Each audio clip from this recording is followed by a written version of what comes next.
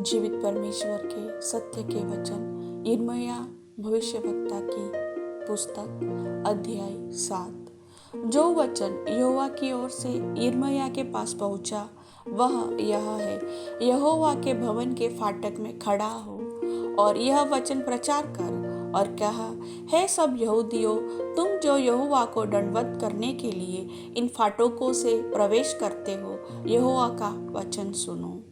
सेनाओं का यहोवा जो इज़राइल का परमेश्वर है, यह कहता है, अपनी अपनी चाल और काम सुधारो, तब मैं तुमको इस स्थान में बसे रहने दूंगा। तुम लोग यह कहकर झूठी बातों पर भरोसा मत रखो, यही यहोवा का मंदिर है, यही यहोवा का मंदिर, यहोवा का मंदिर।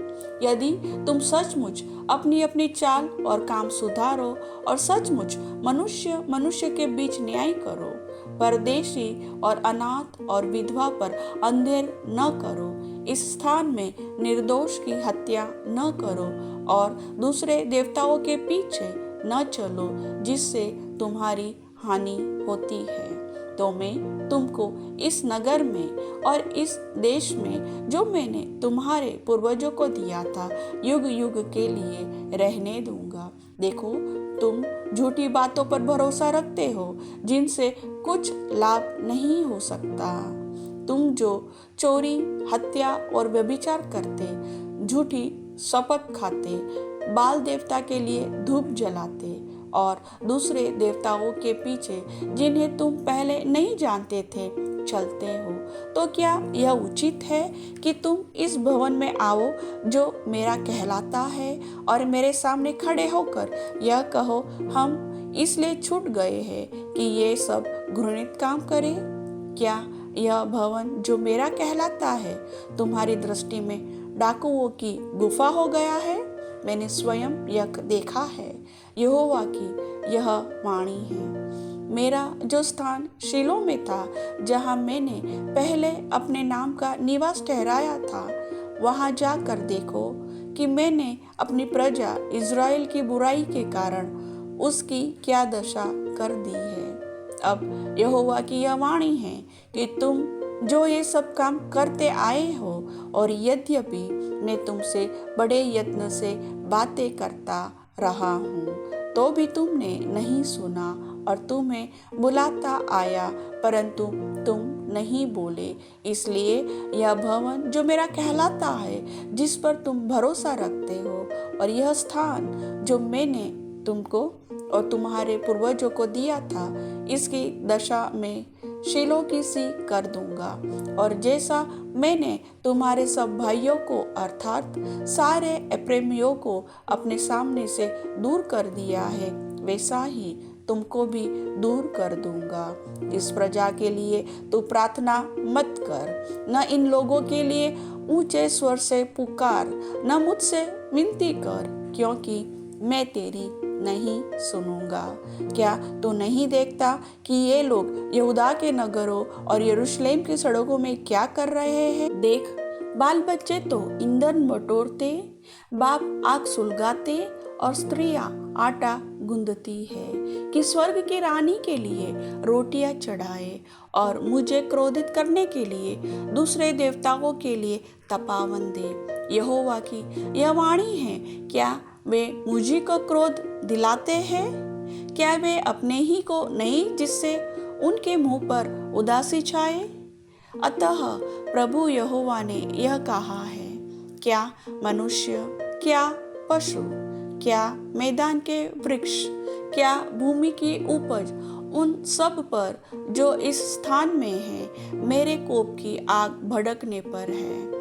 वह नित्य जलती रहेगी और कभी न बुझेगी। सेनाओं का यहोवा जो इज़राइल का परमेश्वर है, यह कहता है, अपने मेल बलियों के साथ अपने होम बलि भी चढ़ाओ और मांस खाओ, क्योंकि जिस समय मैंने तुम्हारे पूर्वजों को मिस्र देश में से निकाला, उस समय मैंने उन्हें होम बलि और मेल बलि के विषय कुछ आज्ञा न दी थी, परंतु मैंने तो उनको यह आज्ञा दी कि मेरे वचन को मानो, तब मैं तुम्हारा परमेश्वर हूँगा और तुम मेरी प्रजा ठहरोगे, और जिस मार्ग की मैं तुम्हें आज्ञा दूँ उसी में चलो, तब तुम्हारा भला होगा। पर उन्होंने मेरी न सुनी और न मेरी बातों पर कान लगाया। वे अपनी ही युक्तियों और अपने बुरे मन के हट पर चलते रहे और पीछे हट गए पर आगे न बढ़े।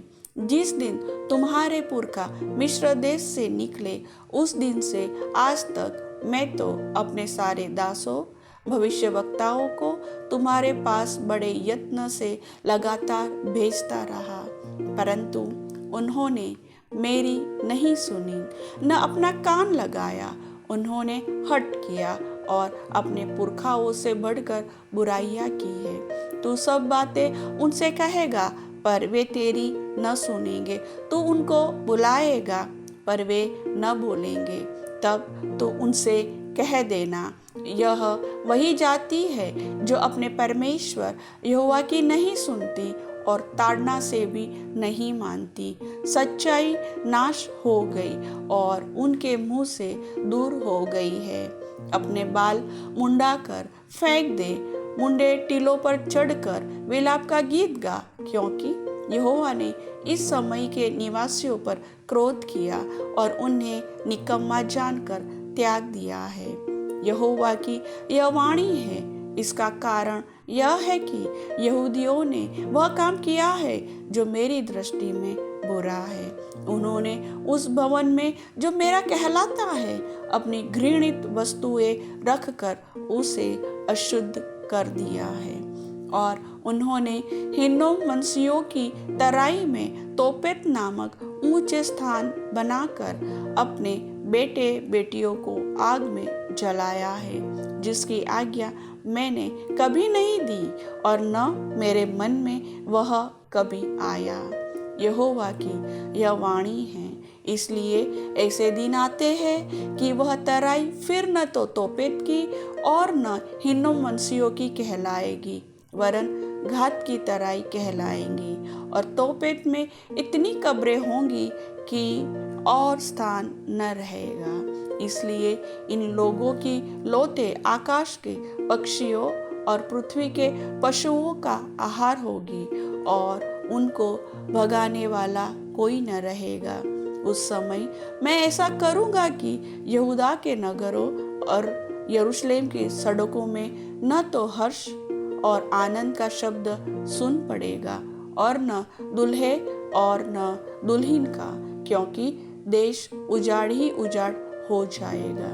प्रभु वचन के सुनने वाले सभी भाई बहनों को समझ बुद्धि ज्ञान की आत्मा दे। आमीन।